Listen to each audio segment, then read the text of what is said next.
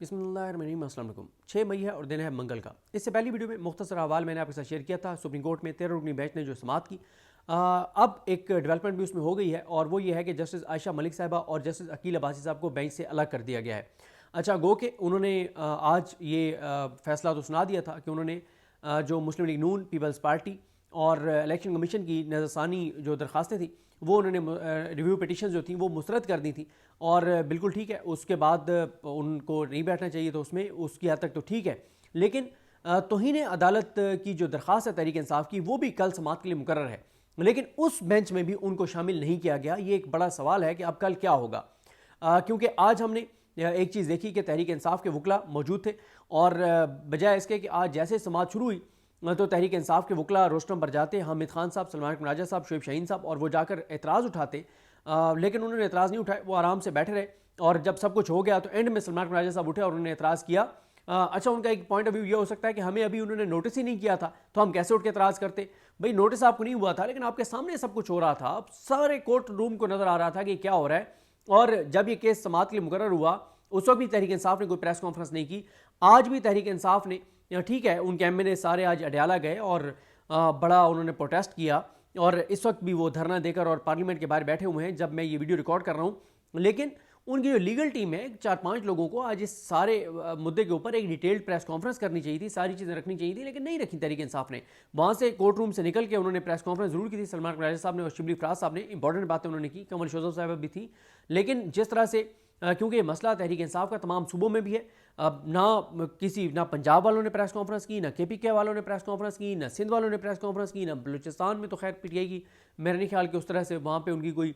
नशस्तें हैं MPA के ऊपर। लेकिन 3 सूबों में जहाँ प्रेस कॉन्फ्रेंस होनी चाहिए थी और वफाक में यहाँ पे इस्लामाबाद में कोई PTI की कोई एग्रेसिव कोई कम्प्रीहेंसिव प्रेस कॉन्फ्रेंस नहीं हुई और ना ही कोर्ट रूम में उन्होंने सवाल उठाया।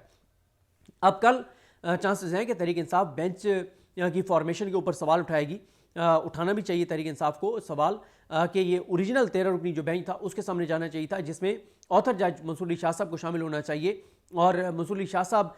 की सरबराही में अब ये बेंच होगा, क्योंकि काजी फाइजी साहब तो रिटायर हो चुके हैं और काजी फाइजा की जगह एक जज और ऐड हो जाएगा, बाकी जजेस तो 12 मौजूद हैं सुप्रीम कोर्ट में। तो अब कल चांसेस हैं कि तहरीक इंसाफ एतराज़ उठाएगी। लेकिन आज मेरे लिए बड़ा हैरान कुन था कि हामिद खान साहब का रोस्टम पर ना जाना और शुरू में सलमान राजा साहब और शुएब शाहीन साहब का रोस्टम पर ना जाना, सवाल ना उठाना, ये बहुत हैरान कुन है। उनको जाते ही पहली बात यही करनी चाहिए थी कि ये बेंच की फॉर्मेशन गलत है और पहले अब तौहीन अदालत की दरख्वास्त सुनी, कोई उन्होंने सवाल नहीं उठाया। और अब जो 2 जज मेन जो सवाल उठा रहे थे उन दोनों जजेस को भी, अकील अब्बासी साहब और आयशा मलिक साहबा, दोनों को बेंच से जो है वो अलग कर दिया गया है। और अब मैं जो आपको समाअत का मुकम्मल अहवाल आपके साथ शेयर करने जा रहा हूँ, ये अहवाल सुन के आपको अंदाज़ा हो जाएगा कि क्यों आयशा मलिक साहबा और अकील अब्बासी साहब को तौहीन अदालत की जो दरख्वास्त है उस बेंच से भी अलग कर दिया गया है। अब जिस तरह मैंने आपको अर्ज़ किया, अब कल हो सकता है इसकी क्लैरिफिकेशन दे दी जाए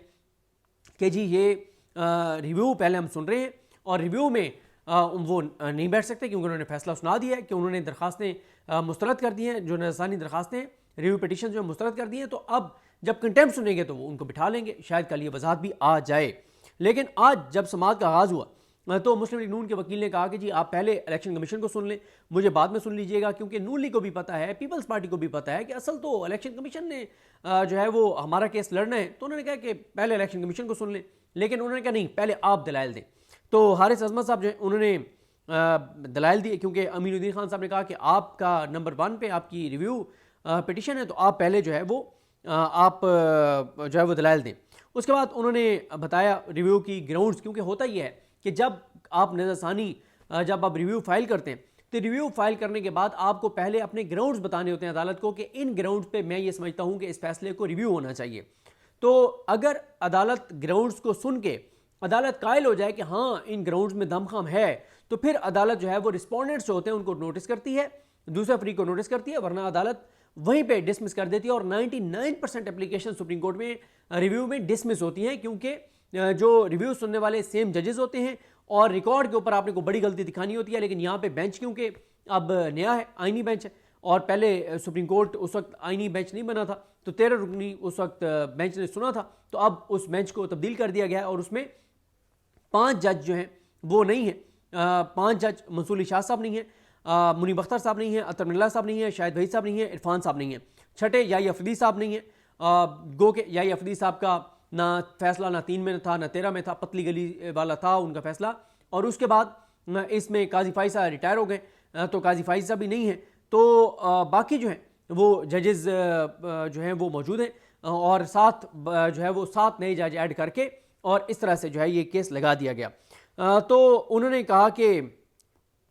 उन्होंने मेन नून लीग के जो वकील हैं उनका एतराज़ ये था कि पीटीआई इसमें फरीक नहीं थी और पीटीआई ने ये नशिस्तें नहीं मांगी थी। सुन्नी इत्तेहाद कौंसिल आपके सामने आई थी, सुन्नी इत्तेहाद कौंसिल नशिस्तें मांग रही थी, लेकिन आप सुप्रीम कोर्ट ने नशिस्तें जो हैं वो तहरीक इंसाफ को दे दी। उस पर आयशा मलिक साहबा ने कहा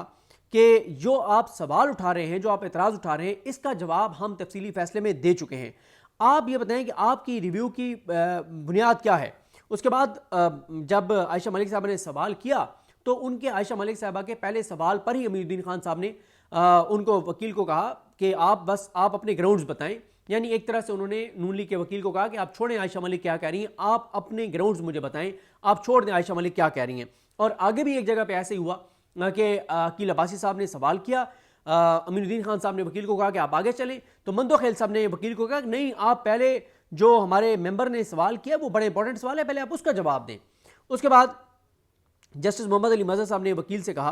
कि आप अक्सरियती फैसले के खिलाफ आए हैं या सबके फैसलों के खिलाफ आए हैं, आप ये बताएं कि आप जस्टिस जाहिया अफरीदी के फैसले को भी चैलेंज कर रहे हैं। तो उन्होंने कहा जी हम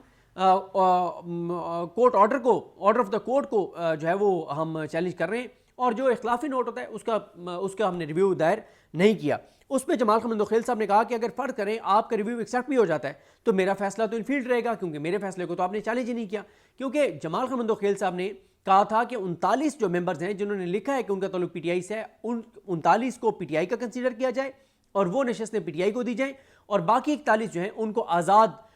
डिक्लेयर कर दिया जाए, उसके बदले की सीटें पीटीआई को नहीं मिल सकती और उन 41 के बदले की सीटें जो हैं वो नून लीग और पीपल्स पार्टी में और मौलाना फजल रहमान में तकसीम कर दी जाएं। मोहम्मद अली मजहर साहब ने कहा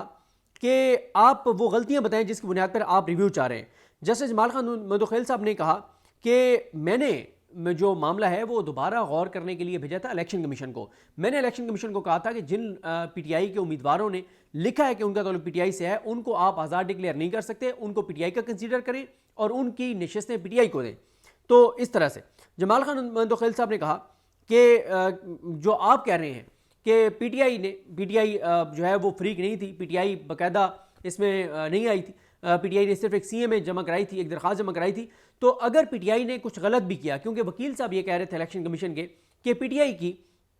इलेक्शन कमीशन के नून लीग के हारिस अजमत साहब कि पीटीआई को जब पीटीआई के उम्मीदवारों को आज़ाद डिक्लेयर कर दिया गया था तो पीटीआई ने इसको सुप्रीम कोर्ट में चैलेंज क्यों नहीं किया था। अच्छा, चैलेंज किया था सलमान राजा साहब ने,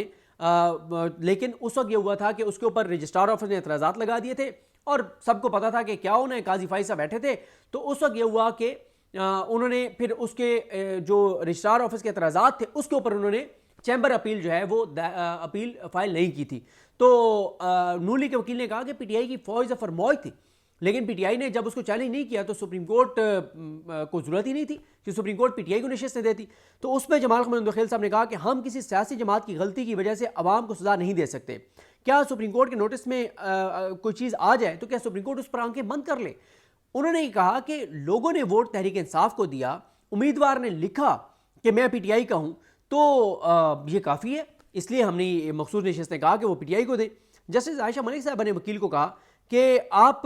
ये बताएं कि आप वो 4-5 बार उन्होंने पूछा कि आप रिव्यू की ग्राउंड्स बताएं जिसके ऊपर आप रिव्यू चाह रहे हैं, जो बात आप कर रहे हैं ये बात तो एड्रेस हो गई है डिटेल जजमेंट में। जस्टिस अकील अब्बासी साहब ने कहा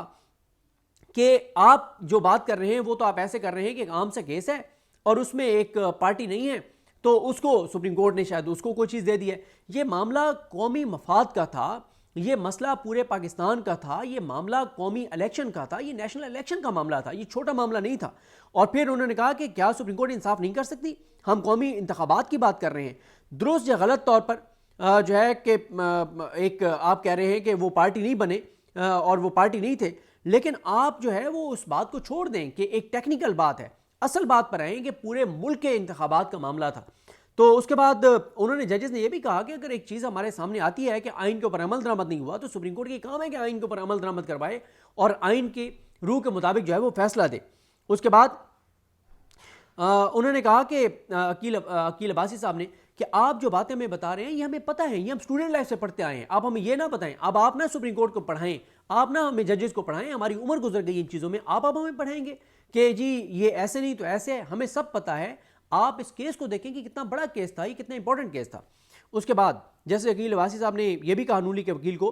कि आप सुप्रीम कोर्ट को समझाएंगे, और उन्होंने कहा कि आर्टिकल 188 के तहत नज़रसानी के दायरे अख्तियार पर आप दलाइल दें, आप उसको देखें कि उसका जो स्कोप है वो बड़ा महदूद है। और साथ ये भी कहा अकील अब्बासी साहब ने कि ये बताएं कि आप जो है जो ये नूली के वकील को कहा कि आप ये जो बात कर रहे हैं, आपने तो शॉर्ट ऑर्डर को चैलेंज किया हुआ है, आपके पास इतना टाइम था, आप डिटेल जजमेंट आ गई थी, आप उन ग्राउंड्स को ऐड कर लेते, आपने तो उनको ऐड ही नहीं किया, तो आप कैसे आप उसके ऊपर बात कर सकते हैं जिस चीज़ को आपने चैलेंज नहीं किया। उन्होंने कहा अच्छा मुझे टाइम दे दे, मैं उसको तरमीम कर लेता हूँ। उन्होंने कहा नहीं, आप आपको टाइम नहीं दे सकते, आपके पास बहुत टाइम था। जस्टिस आयशा मलिक साहबा ने कहा, फिर उनको कहा कि आप तफसीली फैसले पर आएँ, आप उसमें गलतियाँ दिखाएं। मुसर्रत हिलाली साहबा ने कहा कि ये बताएं कि पीटीआई को नोटिस किया गया था या नहीं किया गया था, तो उस पर फिर यही बताया गया था कि उन्होंने सीएमए फाइल की थी, सलमान कनौजिया साहब ने एक सीएमए फाइल की थी। और उसके बाद अकील अब्बासी साहब ने कहा कि तौहीन अदालत की भी तो आज दरख्वास्त लगी हुई है ना, तो क्यों ना पहले उसको सुन लिया जाए। जस्टिस जमाल खान मंदोखेल साहब ने कहा कि इलेक्शन कमीशन, क्या इलेक्शन कमीशन आइन पर अमल दरामद का पाबंद है या नहीं। आयशा मलिक साहबा ने कहा कि आप ये बताएं कि आपके पास क्या ऑप्शन था, कि इलेक्शन कमीशन को कहा उन्होंने कि इलेक्शन कमीशन, क्योंकि नूली के वकील ने जब मुतमईन नहीं कर सके तो वो बैठ गए, फिर इलेक्शन कमीशन के वकील आ गए, तो आयशा मलिक साहबा ने इलेक्शन कमीशन के वकील को कहा कि पहले ये बताएं कि आपका हम रिव्यू तो बाद में सुनेंगे, पहले आप ये बताएं कि आपने हमारे फैसले पर अमल दरामद कर दिया। तो आए माइशाएँ, और वो फिर जज्बाती हो गए सिकंदर बशीर मोहम्मद साहब, वही क्योंकि काजी फायजी साहब जब चीफ जस्टिस थे तो उस वक्त उन्होंने बहुत बदतमीजी की थी जजेस के साथ, जो इलेक्शन कमीशन के वकील थे उन्होंने बहुत बदतहजीबी की थी उस वक्त, तो क्योंकि काजी फायजी साहब बैठे थे तो उन्होंने बिल्कुल उनको पूरा सपोर्ट किया, और उस वक्त माहौल भी बड़ा अजीब सा था। तो आज आयशा मलिक साहब ने कहा कि आप पहले बताएं कि आपने हमारे फैसले पर अमल दरामद किया या नहीं किया, तो आए माइशाएँ करते रहे। उसके बाद आयशा मलिक साहबा ने कहा कि जब आपने हमारे फैसले पर अमल दरामद ही नहीं किया तो आप कैसे हमसे जो है वो रिव्यू मांग सकते हैं। आप फिर उन्होंने कहा जी हमने जो नोटिफाई करने की हद तक हमने उनके उस फैसले को जो है वो अमल दरामद उस पर कर दिया था। आयशा मलिक साहब ने कहा कि अब आप पिक एंड चूज़ करेंगे, आप फैसले करेंगे कि हमारे किस नुक्ते पे आपने अमल दरामद करना है और किस पे नहीं करना, और क्या सुप्रीम कोर्ट ने अपना फैसला मुअत्तल कर दिया था, नहीं किया था, तो फिर आप कैसे ये कह सकते हैं कि हमने अमल दरामद जुज़वी तौर पे किया। सुप्रीम कोर्ट के पूरे फैसले पे आपको अमल दरामद करना था, आपके पास कोई ऑप्शन नहीं था इसके अलावा कि आप अमल दरामद ना करें। इससे पहले आयशा मलिक साहबा ने नूली के वकील से पूछा कि ये बताएं कि इलेक्शन कमीशन ने हमारे फैसले पर अमल दरामद कर दिया, तो उन्होंने कहा जी मुझे नहीं पता। आयशा मलिक साहबा ने कहा ये आप क्या बात करेंगे, आपको नहीं पता, मतलब आप रिव्यू में आए हुए और आपको नहीं पता, कि आप कह रहे हैं कि जी मुझे नहीं पता। उसके बाद ये भी आपको बता दूं कि जब नूली के वकील दलाइल देकर गए तो उसके बाद पीपल्स पार्टी के जो वकील थे फारूक नाइक साहब, वो आज अदालत नहीं है, उनको पता है कि मुझे आने की ज़रूरत ही नहीं है, मुझे क्या ज़रूरत है टाइम ज़ाया करने की जाके अदालत में। उनको शायद फैसले का पहले पता है, क्योंकि नून लीग भी पहले, हुकूमत पहले ही कह रही है कि मखसूस नशिस्तें पीपल्स पार्टी नून लीग को मिलेंगी, MQM को मिलेंगी और साथ मौलाना फजल रहमान साहब को मिलेंगी। तो नून लीग जो पीपल्स पार्टी के जो वकील हैं फारूक नाइक साहब, उनके एक मामूली वकील पेश हुए और उन्होंने कहा कि मैं नून लीग के जो वकील हैं इनके हम जो दलाइल हैं वो अडॉप्ट करते हैं, हालांकि नून लीग के वकील के कोई दलाइल को खास थे ही नहीं। तो फिर अकील अब्बास साहब ने कहा कि अच्छा दलाइल तो आपने अडॉप्ट कर लिए हैं, जो सवाल हमने इनसे किया है उसके कौन जवाब देगा, तो उनके पास कोई जो है वो जवाब नहीं था। खैर हम आ गए थे इस बात पर कि सिकंदर बशीर मोहम्मद साहब ने जो है वो दलाइल का जब आगाज़ किया था तो उनसे जब सवालात की भरमार हुई तो ये भी पूछा आयशा मलिक साहबा ने कि क्या इलेक्शन कमीशन का काम जो है वो आइन के ऊपर मुकम्मल अमल दरामद नहीं है, क्या इलेक्शन कमीशन का काम साफ शफाफ इंतखाबात नहीं है, क्या इलेक्शन कमीशन का काम इलेक्शन एक्ट के अंदर जो कवानीन है क्या उनका मुकम्मल उसके ऊपर अमल दरामद करना नहीं है, और क्या इलेक्शन कमीशन का ये काम नहीं है कि वो जो एक साफ और शफाफ इंतखाबात के लिए जो चीज़ें करना ज़रूरी है क्या वो सब करना इलेक्शन कमीशन की जिम्मेदारी नहीं है। और उसके बाद जमाल खान मंदोखेल साहब ने भी कहा कि कुछ नुकात के ऊपर तो तमाम जजेस का जो है वो इत्तफाक था। और फिर अकील अब्बासी साहब और आयशा मलिक साहबा ने इलेक्शन कमीशन के वकील को कहा कि आप क्यों इसमें एक फ्री के तौर पर सामने आए हैं, आप क्यों पार्टी बन गए हैं, आपके कंडक्ट पे पहले भी सुप्रीम कोर्ट ने सवालात उठाए और उन्होंने कहा कि आप जो हैं आपका काम जो है वो इलेक्शन कराना और आपका काम ठीक है, आपने एक फ़ैसला किया, आपका फ़ैसला पेशावर हाई कोर्ट में चैलेंज हुआ, सुप्रीम कोर्ट में आ गया, सुप्रीम कोर्ट ने आइन की तशरीह कर दी, तो अब आपको वो तशरीह पसंद है या नापसंद है, आपका काम अमल दरामद करना है। तो आप कैसे आ सकते हैं, और इलेक्शन एक्ट में हमें दिखाएं कि कैसे आप जो है वो ये रिव्यू जो है वो फाइल कर सकते थे। उसके बाद आयशा मलिक साहबा ने जब सवालात किए और वो जवाब नहीं दे पा रहे थे, तो हाशिम काकर साहब ने बड़ा इंपॉर्टेंट सवाल किया। उन्होंने कहा कि मैं आपको ज़्यादा परेशान नहीं करूँगा, ये बताएं कि क्या आपने अक्सरियती फैसले पर अमल दरामद किया है या नहीं। आप हाँ या ना में इस सवाल का जवाब दें। सुप्रीम कोर्ट ने गलत या दुरुस्त तौर पर एक फैसला किया, वो फैसला दुरुस्त था या गलत था, सुप्रीम कोर्ट ने एक फैसला कर दिया। उस वक्त नून लीग की हुकूमत, इस वक्त नून लीग की हुकूमत है, वज़ीर आज़म नून लीग का है। अब क्या गारंटी है कि अगर आज हम कोई फैसला करते हैं तो नून लीग उसके ऊपर अमल दरामद करेगी। तो ये बताएं कि अमल दरामद किया गया है या नहीं किया गया। तो इलेक्शन कमीशन के वकील ने कहा कि हमने एक पैराग्राफ की हद तक अमल किया। जैसे जमाल खान मुदखिल साहब का कहना था कि हम बतौर जो है वो एपलेट फोरम जो है वो बैठे हैं, उस पर उन्होंने कहा कि हम जो है वो हम यहाँ पे एपलेट फोरम, सॉरी, उन्होंने कहा कि हम अपील नहीं सुन रहे, हम आपका रिव्यू सुन रहे हैं, उसका स्कोप महदूद है, उसकी हद तक आप रहें। अकील अब्बासी साहब ने कहा कि क्या आपकी मर्जी चलेगी कि आप सुप्रीम कोर्ट के किस पैराग्राफ पे अमल करेंगे और किस पे नहीं करेंगे। तो फिर दोबारा कहा अकील अब्बासी साहब ने कि क्यों ना पहले तौहीन अदालत की दरख्वास्त सुनी जाए। अगर हम इलेक्शन कमीशन को तौहीन अदालत का मुर्तकब करार दे देंगे तो फिर तो आप इस दरख्वास्त पर दलाइल देने के काबिल भी नहीं रहेंगे। तो फिर जमाल खान मुदखिल साहब का कहना था कि इलेक्शन कमीशन ने सुप्रीम कोर्ट के फैसले पर अमल दरामद नहीं किया। मुझे इस केस में कोई दिलचस्पी नहीं, मुझे कि क्या केस है, मुझे सिर्फ इस चीज़ में दिलचस्पी है कि ये सुप्रीम कोर्ट के इख्तियारात का मामला है। केस को छोड़ दें कि केस क्या है। क्या कल को ये बताएं कि आप सुप्रीम कोर्ट को कहाँ लेकर जा रहे हैं। कल को अगर सुप्रीम कोर्ट किसी को फांसी की सजा सुनाती है तो फिर क्या किया जाएगा, उसके फंदे में, उसके गले में फंदा डाल के, रस्सी डाल के, और बस कहा जाएगा कि हम इस हद तक अमल दरामद करेंगे, हम आगे फांसी नहीं देंगे। तो ये आप सुप्रीम कोर्ट को जो है वो कहाँ लेकर जा रहे हैं। हमने इलेक्शन कमीशन के बारे में हमेशा कहा कि हम इस आईनी इदारे को इज्जत देते हैं, चाहे इलेक्शन कमीशन में कोई भी बैठा हो, हम बतौर एक आईनी इदारा इलेक्शन कमीशन को इज्जत देते हैं। अगर हम